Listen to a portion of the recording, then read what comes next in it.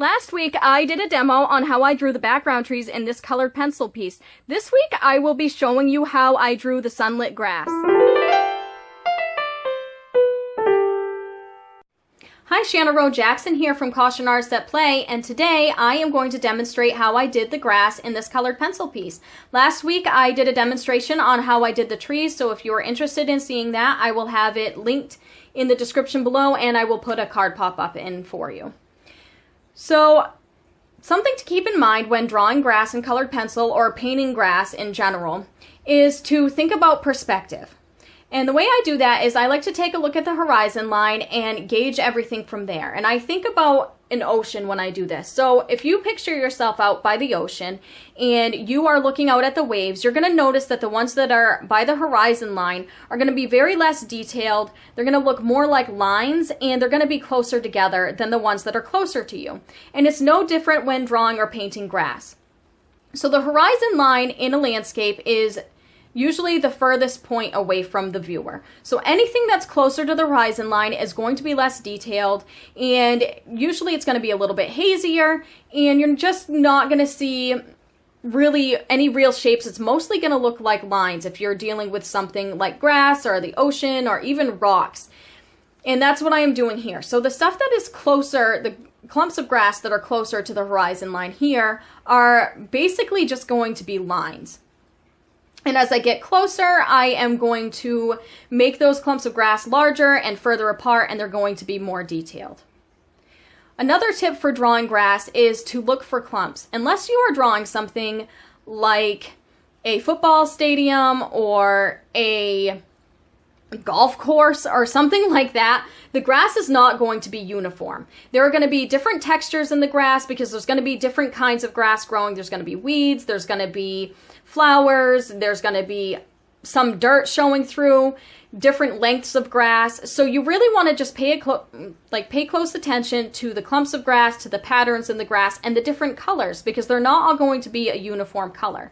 So you don't want to just take your favorite color green and color all over the place and then put a few sprigs of grass and call it good. You're going to want to pay attention to the values within the grass and the shapes and the different colors. And that's pretty much what I'm doing here. That's why you'll see some dark spots and some light spots and just different kinds of shapes. Especially in this because there's some sun dapples that are coming through the trees. And even those sun dapples are not going to appear to be round or anything like that. They're going to be going horizontal when they're that far away. I'm going through and blending out some of the colors I have. So this edge that I was just blending out, that's going to be a leaf litter. I laid in the mid-tone for that leaf litter, and then later on you'll see me come back through and do some shadows and some highlights to imply leaves there. And this one was a fun one because there's a lot of different patterns in this grass, because there's a lot of sunlit grass and then there's a lot of grass that isn't sunlit. And so it's going back and forth between warmer grasses and cooler grasses. There's a lot of browns and a lot of yellows and a lot of different colors that are going to be coming into this piece. And even a lot of different colored greens. So I'm just going in and paying close attention to those patterns. That is something else that's going to show perspective. When you have sunlit grass, you are going to see that the sunlit spots are smaller the further away they are, and larger the closer that they are. And these ones were kind of fun because they're a little bit on the diagonal, like on a diagonal kilter, and that actually kind of helped with my illusion of perspective as well. So there, I'm just kind of putting in some shadows and highlights in the leaf litter. And basically, all I'm going to do in the leaf litter is more lines and dots. Because these leaves are further away, you're not going to see any detail. It's mostly going to be just shorter lines, shorter dots. I'm cleaning up the edge of the trees there. And I'm going to go back through. And I go back through quite a bit. Even though I pretty much had finished those trees, if I notice something off, I'm going to go back into it. I'm always touching up until I'm to the point where I like it. I want everything to be balanced. So if when I start putting in something in one part of the painting and I notice that it affects the other part of the painting, I go back and I just balance things out. So here I go again. I'm kind of in that leaf litter. I'm pulling out some highlights with my electric eraser. I love that thing. It works really well. It doesn't bring it back to the white of the page usually, but it will bring some layers off for sure. And it helps with highlights. Again, I'm just going in with my pencil and doing some shadows there in the leaf litter.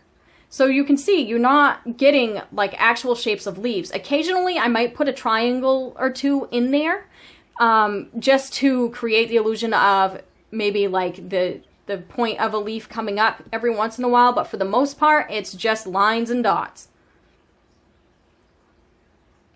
And it's the same in the grass, especially the further away grass. You don't want to have, especially with short grass, you don't want it to be too spiky.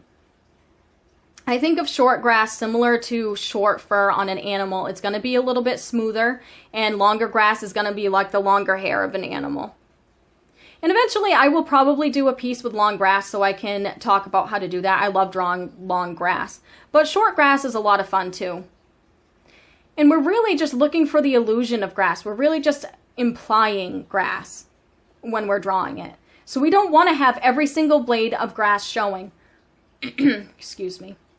So I have to apologize. I'm missing some footage from where I did that sunspot on the grass.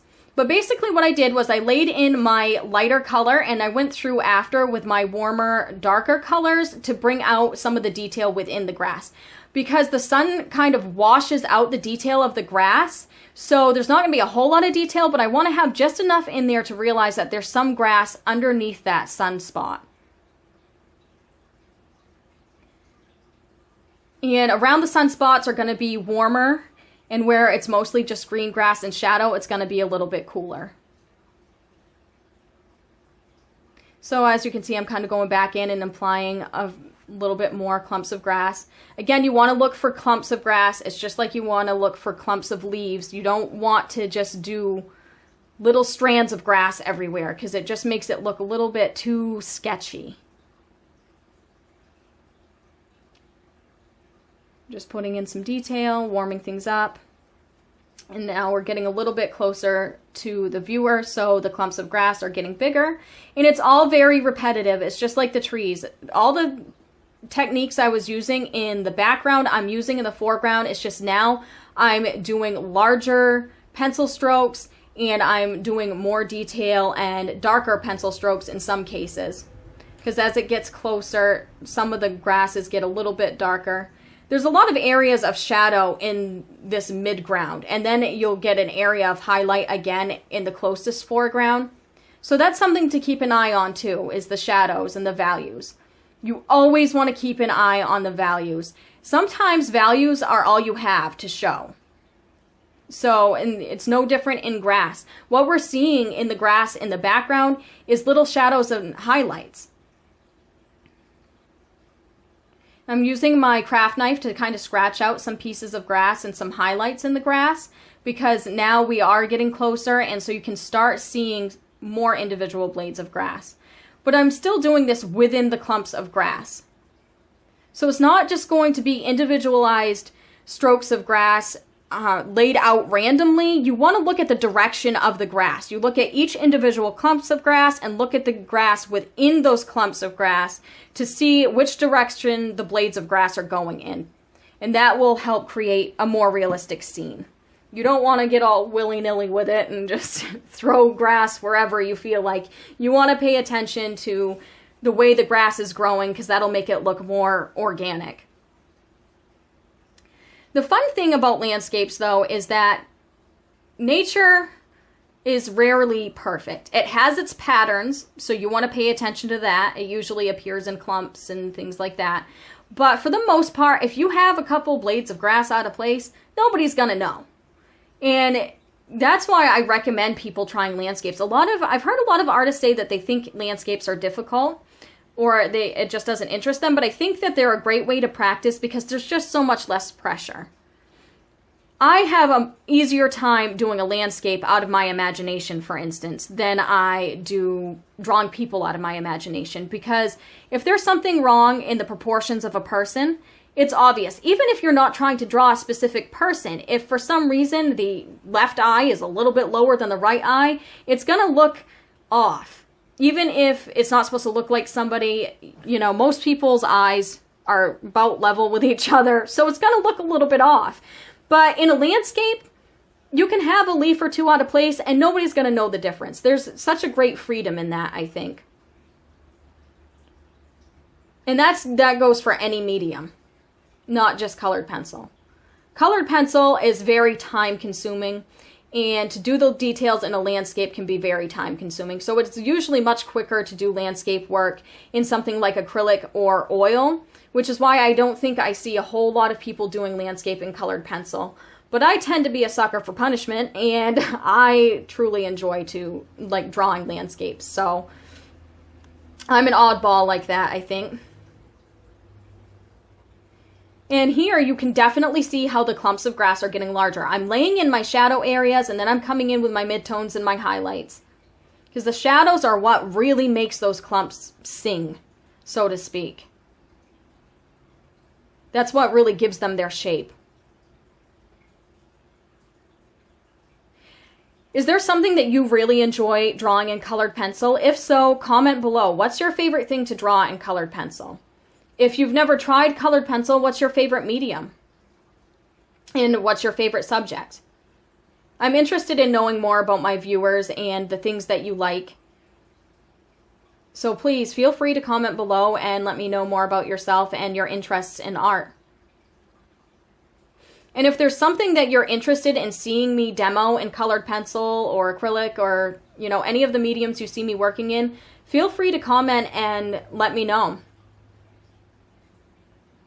So now I'm going through and I'm starting to put in some leaves in there too. So I do the leaves in various ways. Now I'm starting to be able to put the actual shapes of the leaves in, and I'm going in, some of them I draw around because I know they're going to be lighter leaves, but some of them I go through and erase later and color in, or I actually, for the darker leaves, just color right in with my darker pencil over the grass. And again, I'm paying attention to the shapes of the shadows there. When you get the leaves in the front, there's going to be more detail, so you can start putting the shapes of the leaves in. You're looking at the shadows and the shapes in those shadows. Always look for the abstract shapes, and that will help bring out the realism in your art. Excuse me. So I'm just going back and forth between the shadow areas and the highlighted areas. Right now I'm kind of drawing the edge of that highlight area. I do a lot of negative drawing where I draw the shadow shapes first and then the main highlighted shape after. And I'm going through and being careful around that dog. The thing is, this grass is going to reflect on the subject and the dog a little bit, so if I get a little bit of the grass color on my subject, I'm not too upset about it.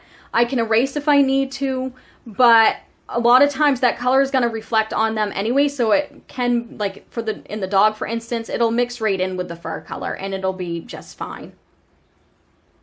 I like to do the background first because I like to give my subject a nice setting to be in, and I know that I can bring it right up to the subject and not worry about smearing it over something that I've already done.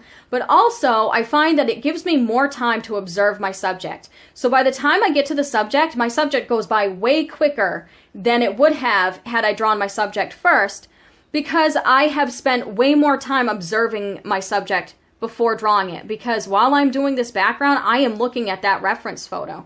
So I already have hours of looking at that reference photo and visualizing everything about it, including my subject and his dog. So my video where I demo the dog and the subject is actually going to be the quickest out of the 3 videos about this drawing, because I have already visualized them so often that it was much easier for me to draw them. Most of my observation was already done while I was doing the background. So I like to just have a little bit more time with my subject before I draw it. So I think that's another reason why I end up drawing my background first. But I like to just have a good solid setting to put them in. And I feel like if I draw the subject first, I'm more apt to rush through the background after. just to get it done because the main thing's already done. Whereas if I draw my background first, I always have something to look forward to, and it drives me to keep going. And I don't know, I just want my background to be a good place for my subjects to be in, so I always do it first.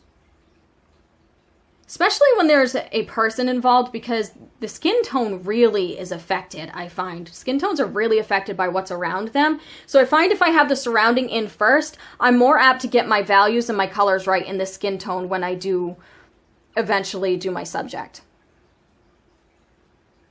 Everything is always affected by what's around it, so.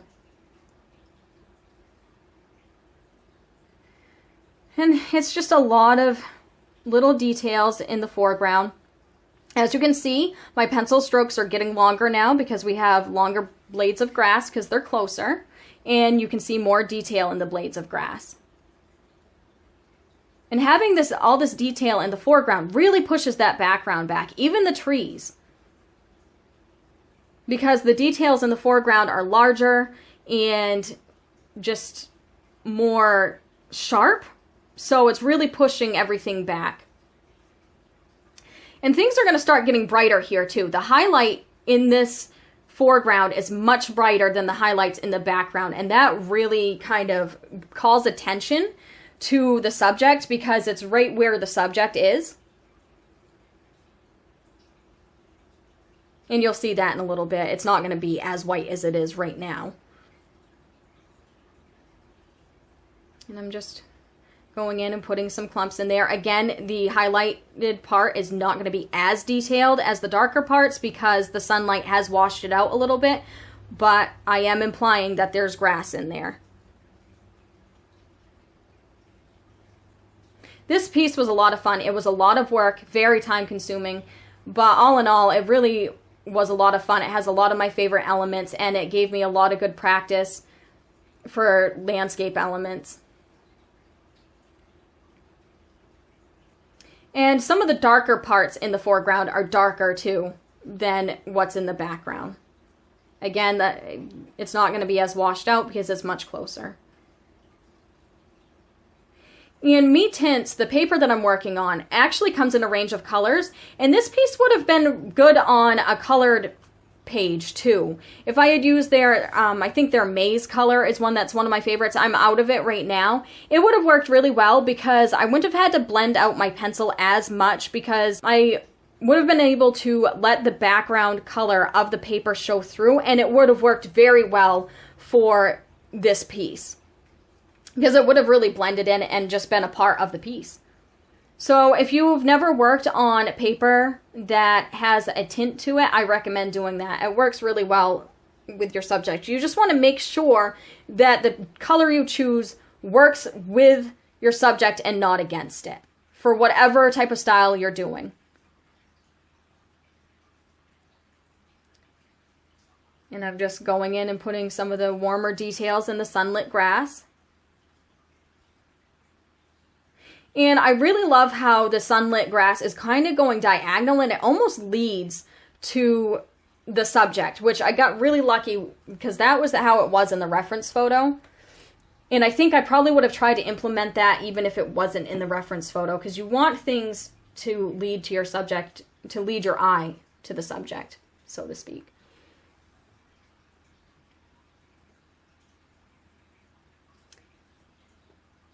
Just back and forth with the detail, blending it out because I didn't really want the white of the paper showing through. Again, had I used a tinted paper, I wouldn't have had to worry about it as much.